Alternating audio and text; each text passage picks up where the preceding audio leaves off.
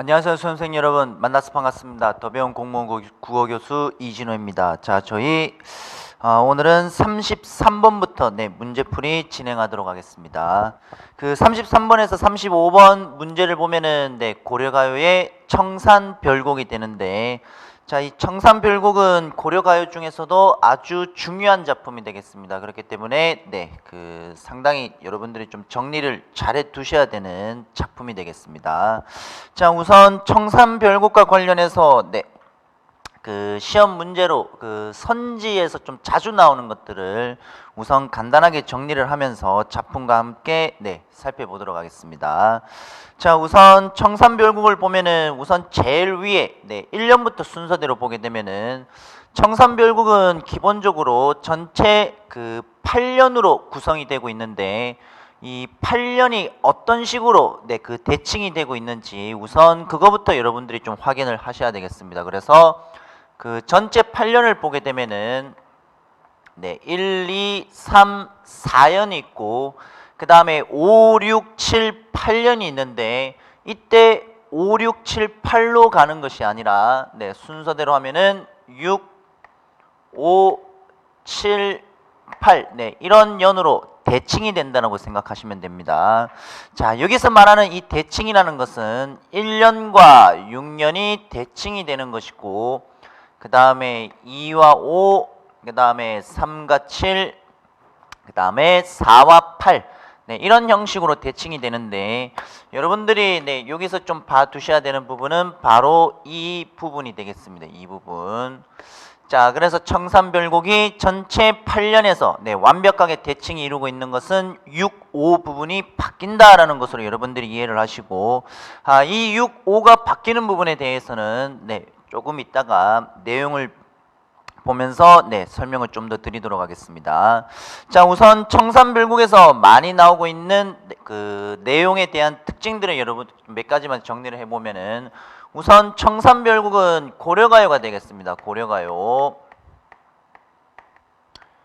이 고려가요라는 갈래상의 특징 여러분들이 정리해 두시면 되겠고, 고려가요다 보니까 여러분들 우선 3분후와 관련해서 여러분들이 꼭 암기를 해 두셔야 되는데, 여기서 말하는 이 3이라는 것은 삼음보가 되겠습니다. 음보가 삼음보가 되겠고, 후는 당연히 후렴구가 되겠죠. 후렴구. 자, 그 다음에 후렴구에 의해서 뭐가 나뉘게 되느냐, 연이 나뉘어진다라고 이해를 하시면 되겠습니다. 자, 그래서 이 3분후, 여러분들 요 3분후와 관련된 갈래상의 특징 요거 우선 정리해 두시면 되겠습니다. 자, 그 다음에 1년을 보시게 되면은 글자 이번에는 음수율이 되는데, 사러리 라따라는 부분을 여러분들 한번 보도록 하십시오. 거기 보면은 글자 수가 사러리 같은 경우에 3글자가 되겠고, 그 다음에 오른쪽을 보게 되면은 사러리가 나오고 있죠. 또 역시 3이 되겠습니다. 그 다음에 라따를 보게 되면은 2가 되는데, 청산별곡과 관련된 음수율은 332조가 되겠습니다. 332조. 자, 그래서 우선 음수율은 332조가 되는 것이고, 음보는 당연히 여기 나오고 있는 삼음보가 되겠죠. 삼음보. 그 다음에 그 1년을 여러분들이 다시 보시게 되면은 전체를 잠깐 한번 보도록 하겠습니다. 거기 후렴구를 제외하고 사러리 라따를 A로 우리가 봤었을 때, 자, 그 다음에 오른쪽은 청산의 사러리 라따가 있습니다. 이것도 역시 A의 구조를 지니고 있고, 그 다음에 2연 밑에 그 1년의 이행을 보게 되면은 머루랑 다래랑 목고가 B가 되겠습니다. B. 그 다음에 마지막 다시 청산의 사러리 라따라고 해서 A의 구조를 지니고 있습니다. A.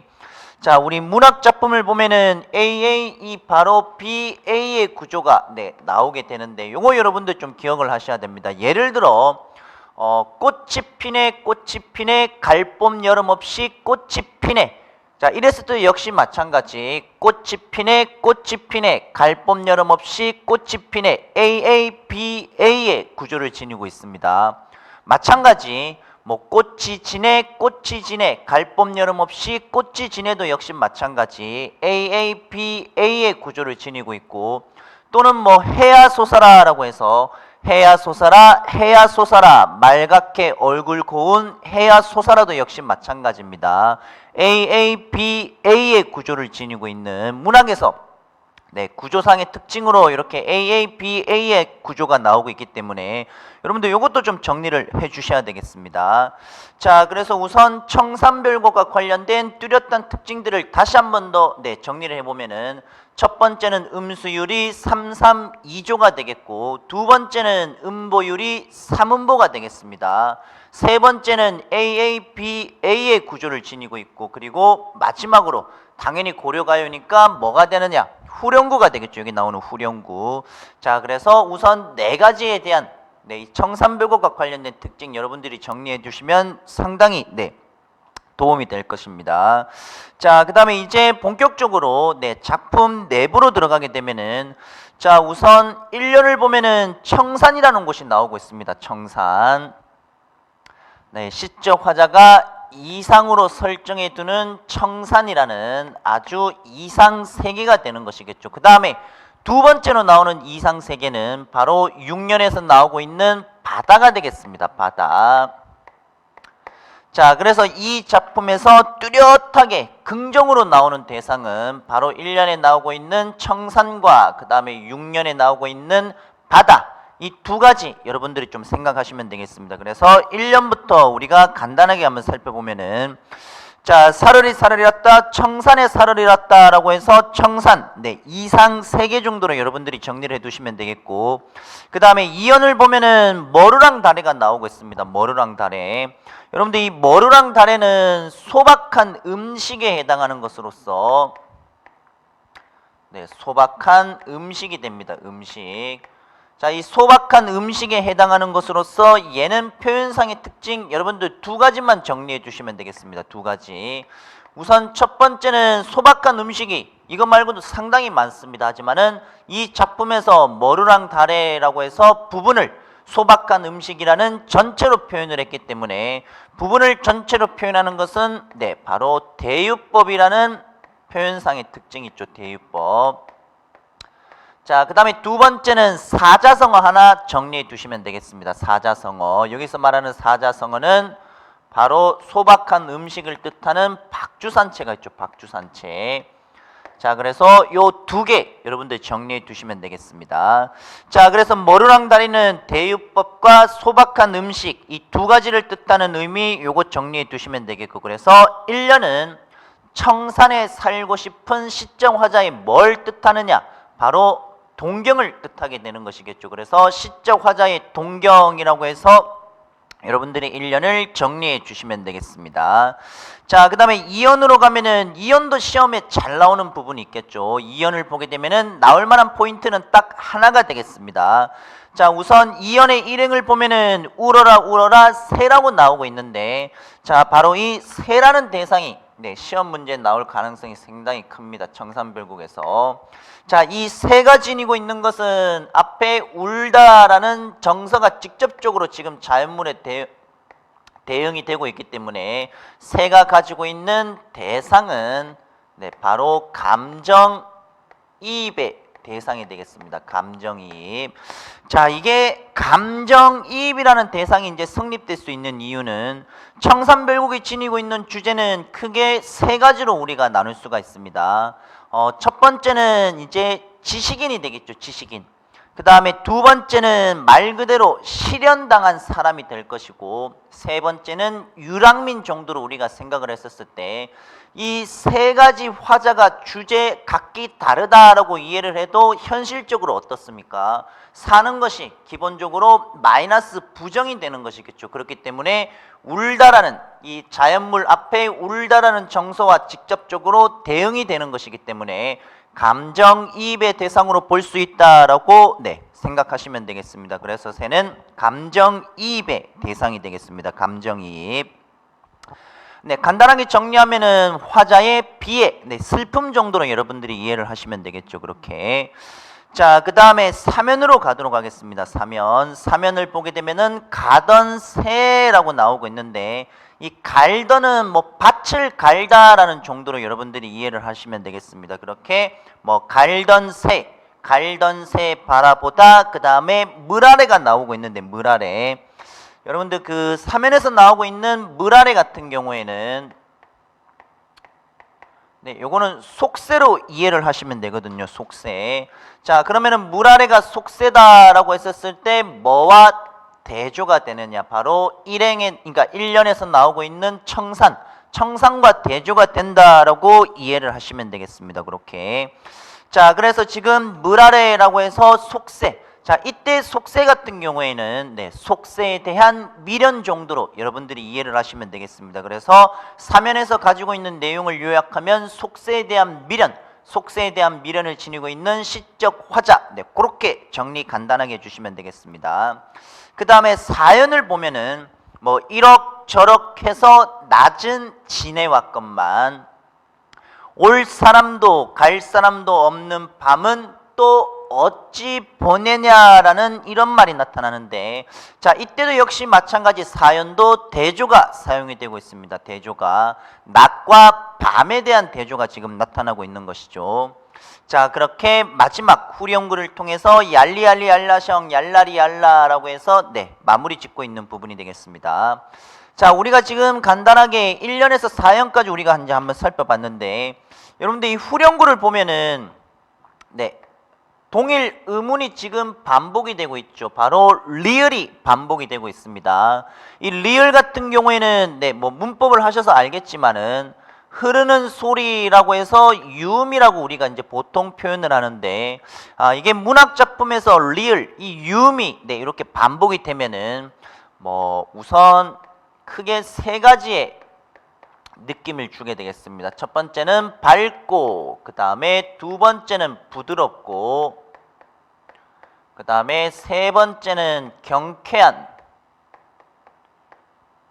네, 요런 그 시적 효과를 거둘 수 있다라는 거 요거 하나만 정리해 주시면 되겠습니다. 그래서 얄리얄리 얄라셩 얄라리 얄라에 해당하는 네, 요 리을 유음이 사용이 되게 되면 뭐 밝고 부드럽고 그 다음에 경쾌한 느낌을 준다라는 거 네, 요거 하나 여러분들이 기억을 해 두도록 하시고 자, 그 다음에 거기 사연을 보면은 1인공, 결인공이라고 해서 이럭저럭이라는 이제 우리 지금 현대로 풀이하면 되는데 여기서도 역시 마찬가지 자, 여기서는 이응이 첨가가 되고 있죠. 이응.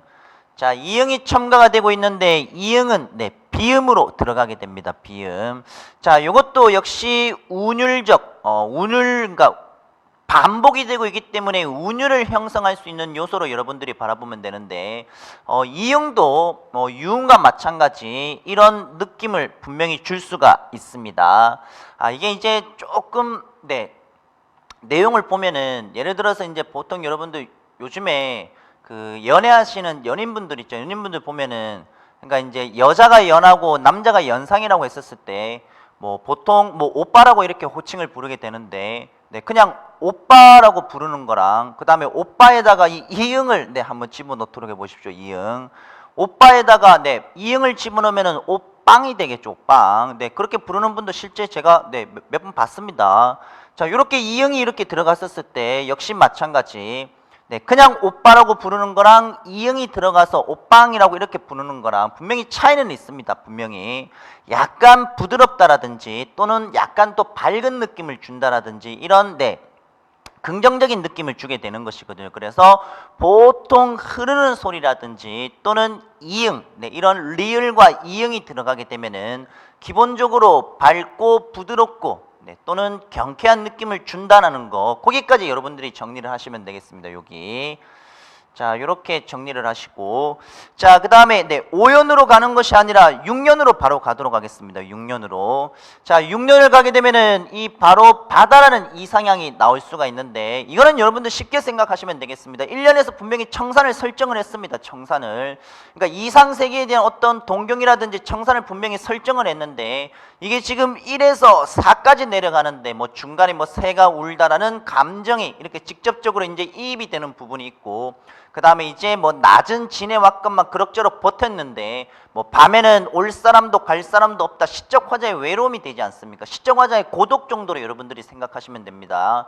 자 그렇기 때문에 이 청산에 대한 이상세계 뭐 사실 따지고 보면은 크게 도달하지 못한 부분이 있기 때문에 또 다른 이상세계라고 할 수 있는 바로 이 바다를 설정했다라는 정도로 여러분들이 이해를 하시면 되겠습니다. 그래서 똑같이 1년과 마찬가지 똑같습니다. 사르리 사르리랐다 바다에 사르리랐다라 나오고 있는데 바다도 역시 똑같은 청산과 동일한 대상이라고 생각하시면 되겠습니다. 자, 그 다음에 바로 밑에 나오고 있는 이행에서 노모자기 구조개가 나오고 있는데 노모자기 구조개도 역시 똑같습니다. 여기 나오고 있는 소박한 음식을 뜻하는데 함축적인 의미로 그 소박한 음식을 뜻하는 노모자기 구조개도 대유법과 그대로 소박한 음식을 뜻하는 사자성어 박주산체 그대로 적용이 되고 있습니다. 자, 그 다음에 다시 위로 올라가서 오연을 보게 되면은 지금 돌이라는 대상이 나오고 있는데 이 돌이라는 대상은 부정이 되겠습니다. 운명적 비애라든지 돌이 가지고 있는 상징적인 의미는 운명적 비애라든지 요거는 뭐 따지고 보면은 화자의 슬픔 정도로 이해를 하시면 되겠습니다. 이 슬픔. 그리고 이 돌 같은 경우에는 이제 맞다라는 내용이 나오고 있기 때문에 시적 화자의 고통 이렇게도 우리가 정리를 할 수가 있겠죠. 그래서 뭐 어디다가 던지던 돌인가 누구를 맞추던 돌인가 뭐 맞아서 운이 돌아라고 해서 이 울다라는 것은 역시 여기 이연에 나오고 있는 새와 또 이렇게 이제 일치가 될 수 있는 부분이 되겠습니다. 그렇게 자 그렇게 이제 전체적으로 크게 8년이 구성이 되고 있는데 우선 이 정도로 여러분들이 이해를 하시면 되겠고 그 다음에 이제 밑으로 내려가게 되면은 7년 부분을 잠깐 한번 보도록 하겠습니다. 7년을 보면은 7년에서 이제 어떤 내용이 나오는가 하면은 지금 가다가 뭔가를 듣고 있는데 부엌에 가다가 뭔가를 듣는데 사슴이 장대에 올라가서 해금을 킨다라는 뭐 이런 말도 안 되는 비현실적인 요소가 나오고 있죠. 그러니까 뭐 사슴이 장독대에 올라가서 해금을 켜는 것을 듣는다라는 것은 불가능한 어떤 현실이 기적이 일어나길 바라는 그런 마음 정도로 이해를 하시면 되겠습니다. 예를 들어서 우리가 지금 현재 많은 대다수의 사람들이 그 복권 같은 거 이렇게 만약에 긁는다라고 했었을 때 복권에 이렇게 뭐 당첨이 될 정도의 어떤 비현실이 현실로 이렇게 바라는 뭐 그런 소망 정도로 여러분들이 이해를 하시면 되겠고 자 그 다음에 이제 마지막에 나오고 있는 이 8연에서는 결국 현실에 대한 어떤 고통과 슬픔을 뭐로 달래고 있느냐 설진강수라고 나오고 있는데 설진강수는 독한 술로 여러분들이 이해를 하시면 되겠습니다. 그래서 현실의 고통과 슬픔을 달래기 위해 마지막 8년에서는 술로 이렇게 이제 하는 내용이 나타나고 있습니다. 자 사실 그러면 이 작품은 크게 간단하게 우리가 정리를 다시 한번 해본다고 했었을 때 청산과 바다가 나오고 있죠. 청산과 바다. 자 그래서 청산과 바다라는 이상이 있지만은 이거는 말 그대로 이상 세계가 되겠습니다. 우리 처음에 시작했던 내용이 되는데 자 이게 만약에 이상이라고 했었을 때 결국 현실은 어떻게 되느냐 술로 슬픔과 고통을 달랠 수밖에 없는 이런 현실적인 요소가 나타날 수밖에 없는 것이겠죠. 자 그래서 시적 화자는 시름을 달래거나 또는 체념할 수밖에 없었던 바로 삶의 고뇌와 비애 그런 술에 대한 개념으로 마지막 이해를 하시면 되겠습니다.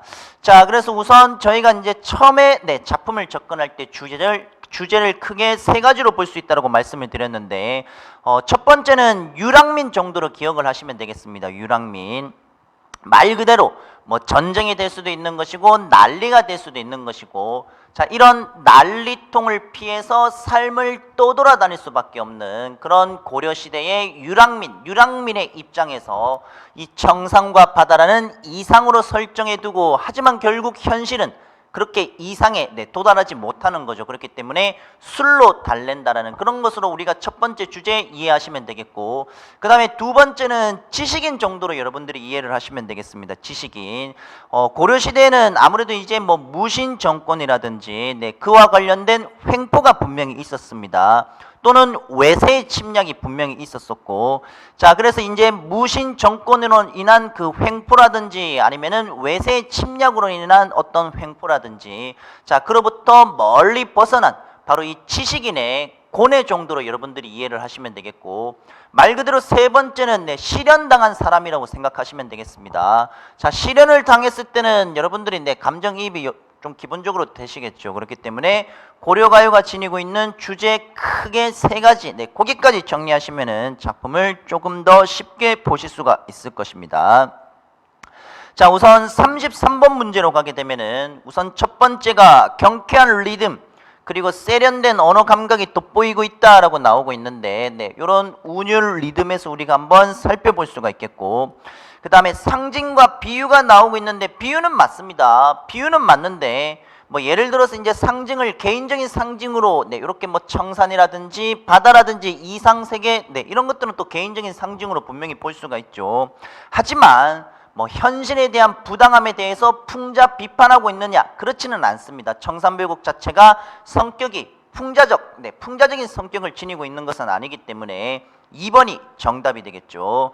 자, 그 다음에 3번 선지를 보면은 현실 도피적이고 낙관적인 삶의 태도라고 해서 맞습니다. 청산과 바다라는 이상을 설정해 둔 가장 뚜렷한 이유 중에 하나가 바로 현실 도피가 되는 것이겠죠. 3번 선지는 맞습니다.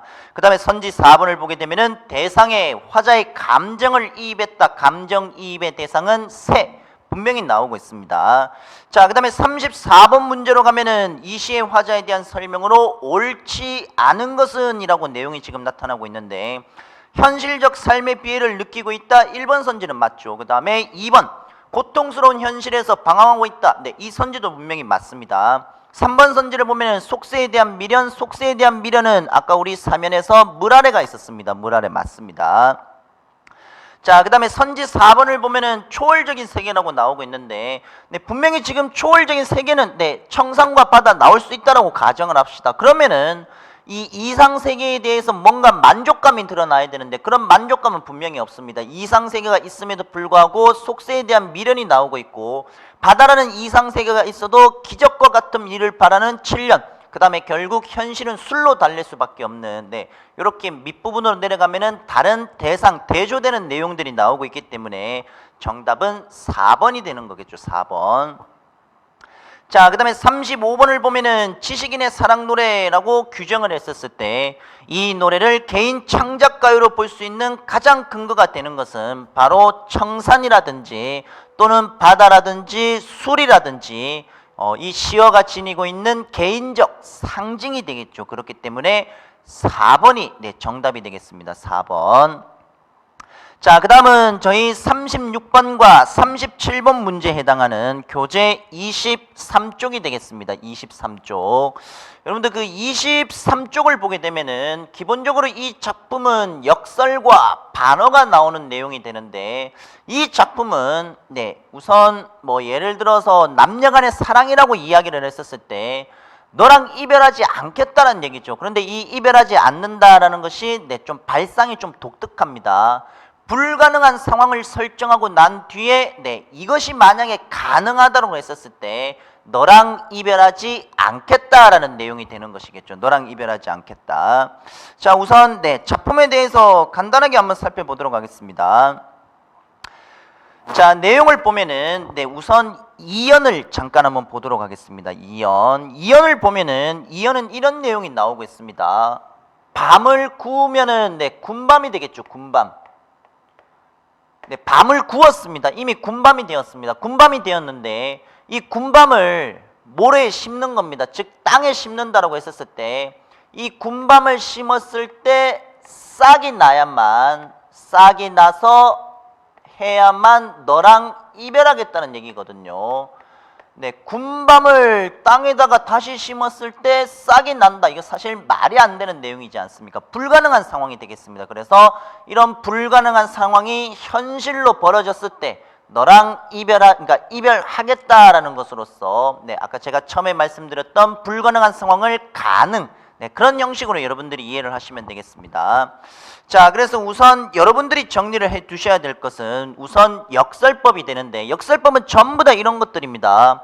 불가능한 상황을 통한 과장이 되는데 우선 삭삭기라고 내용이 나오고 있습니다. 삭삭기는 사각, 네, 의성어 정도로 여러분들이 생각하시면 되겠습니다. 그래서 사각 가는 모래에 또는 사각 가는 모래에 군밤 닷대를 씹습니다.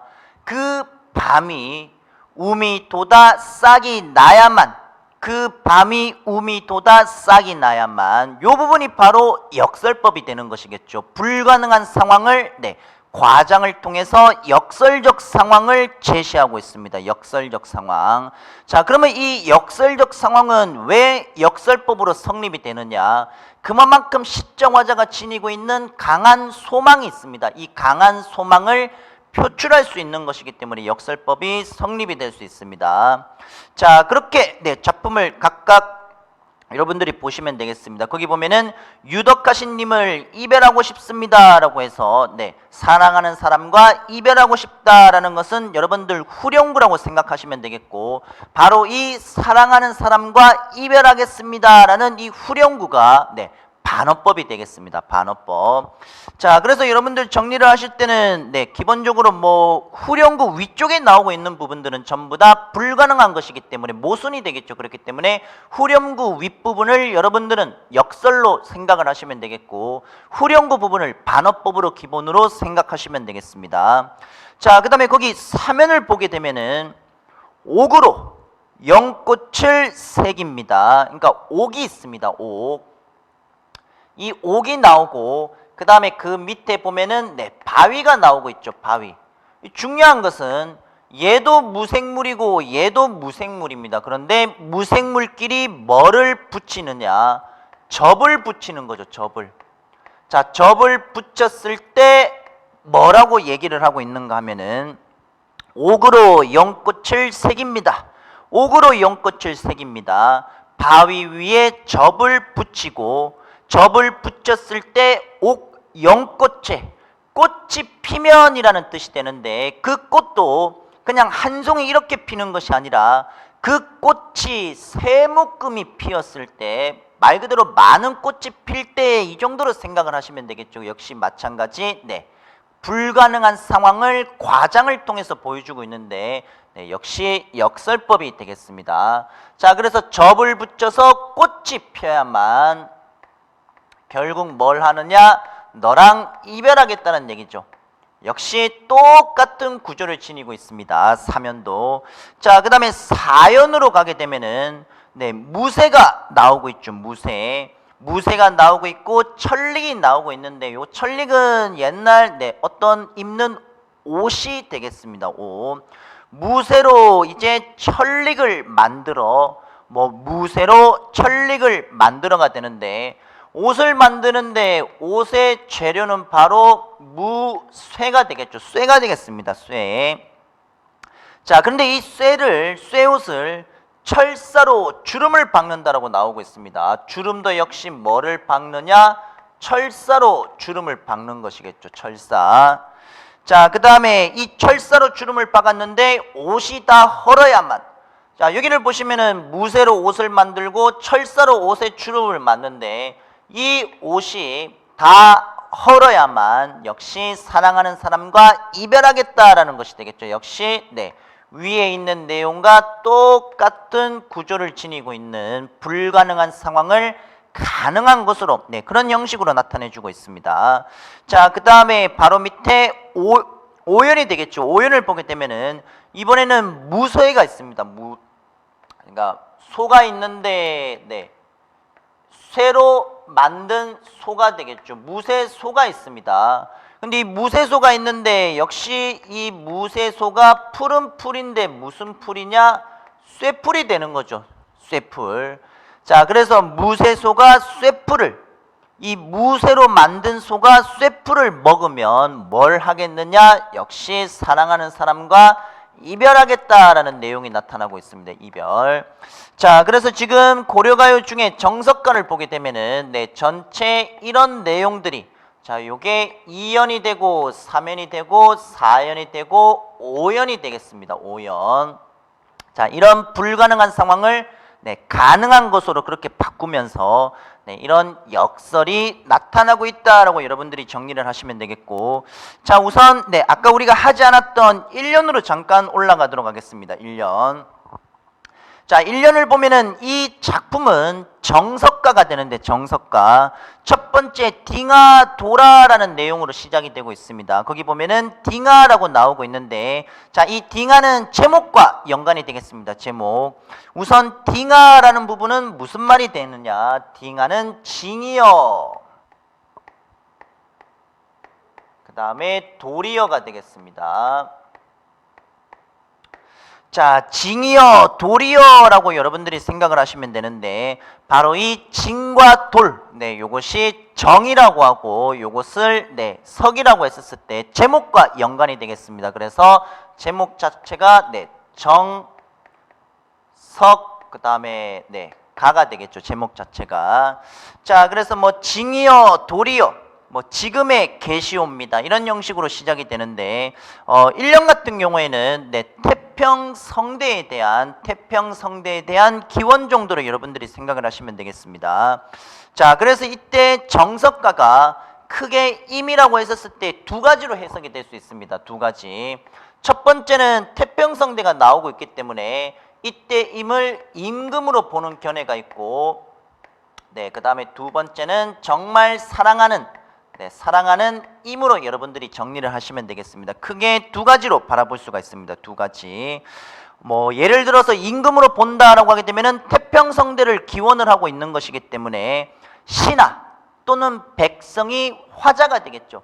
그래서 이제 신이 네, 화자가 될 수도 있고 민이 화자가 될 수 있습니다. 그래서 신민이 임금을 위해서 나라가 태평성대를 바란다라는 것으로 소망, 네, 그런 송축의 개념으로 여러분들이 이해를 하시면 되겠고, 뭐 사랑하는 사람이다라고 하게 되면은 뭐 자연스럽게 작품이 이해가 갈 거라고 제가 생각을 합니다.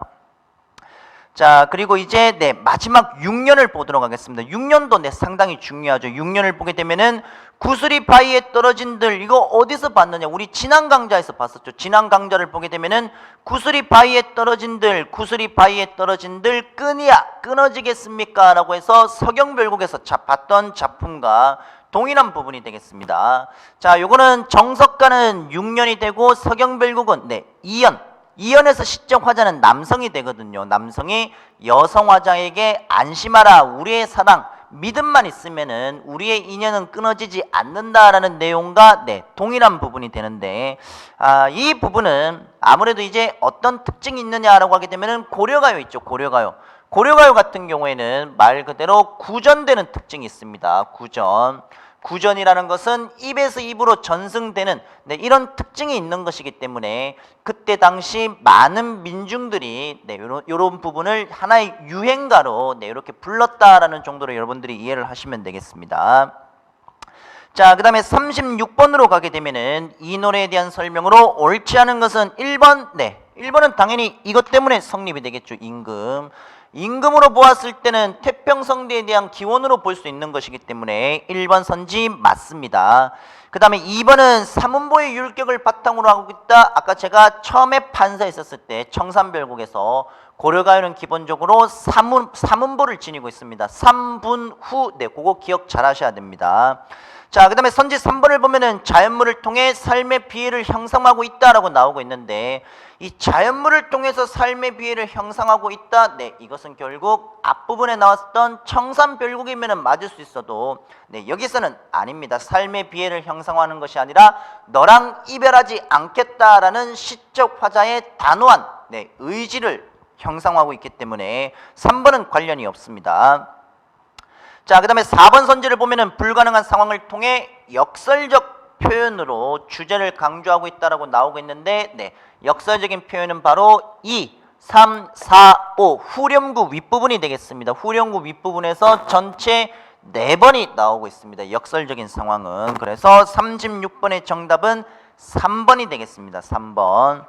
자, 그 다음에 37번으로 가서 이와 같은 갈래에 속하는 작품에 대한 설명으로 거리가 먼 것은 이라고 나오고 있는데, 네, 선지 2번을 잠깐 한번 보도록 합시다.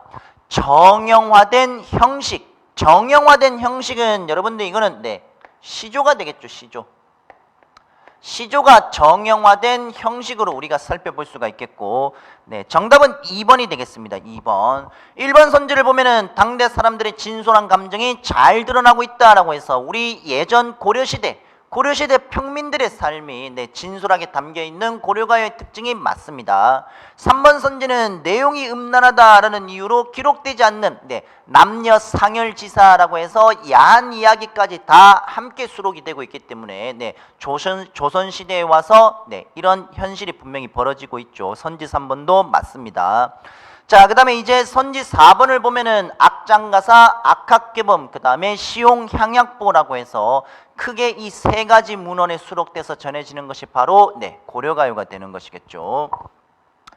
자, 그렇게 우리 우선 크게 두 지문을 이제 조금 살펴봤는데, 앞으로도 지금 남아있는 지문들을 보면은 앞부분은 거의 뭐 필수 작품이고, 상당히 중요한 것이기 때문에 이 부분에 대해서는 이론도 약간 병행해 가면서 한번 보도록 하겠습니다. 자, 그래서 이번에는 크게 두 지문 부분을 이제 한번 살펴봤고, 다음 강좌에서는 동동과 그 다음에 정철의 관동별곡, 이 크게 두 지문에 대해서 한번 살펴보도록 하겠습니다. 자, 그래서 여러분들 다음 시간까지는 38번에서 적어도 43번까지는 문제를 꼭 푸시고 강의를 참고하시면 되겠습니다. 이번 시간 수고하셨습니다.